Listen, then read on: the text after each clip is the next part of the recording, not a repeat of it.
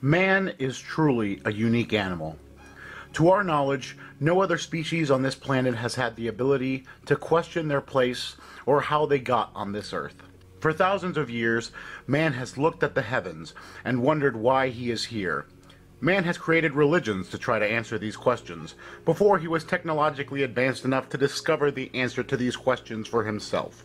There have been countless religions around the world throughout the history of mankind, not just to explain why or how we got here, but to explain things in the natural world that exceeded our comprehension. However, we live in an extraordinary time where mankind's intelligence is exploding. Not only do we have the capacity to understand how the natural world works, we also understand how we got here for the most part. So it seems rather silly that now, when we live in a time where we can collide subatomic particles to try to recreate the Big Bang, does our species still cling to superstitions created at a time where man's greatest technological achievement was the plow?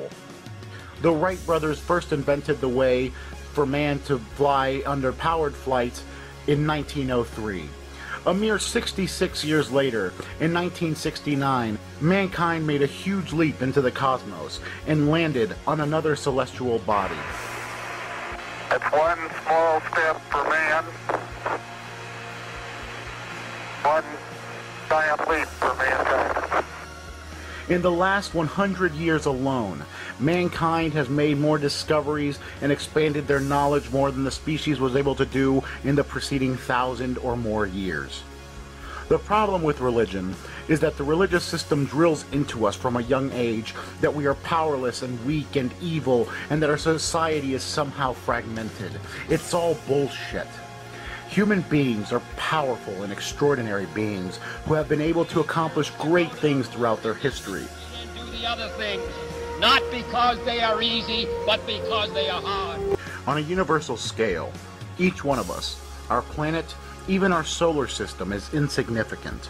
Religion, on the other hand, tells us that we are all unique and special and somehow relevant to the universe. The whole solar system could be absorbed into a black hole tomorrow, and the universe would never even notice it. The want or need to be important on a cosmic scale is both foolish and egotistical. The planet has been through so much. We are here because of a long line of a glorious and beautiful process. The struggles that our evolutionary ancestors went through in order for us to be here is more mesmerizing and magical and beautiful than any deity merely poofing it into existence could ever be.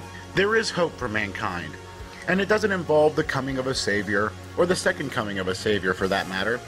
The hope of mankind rests strictly on the shoulders of man. Or more specifically, it rests on the brains that sit on those shoulders, and the ideas that those brains can come up with to improve our species and our understanding of the universe that we live in.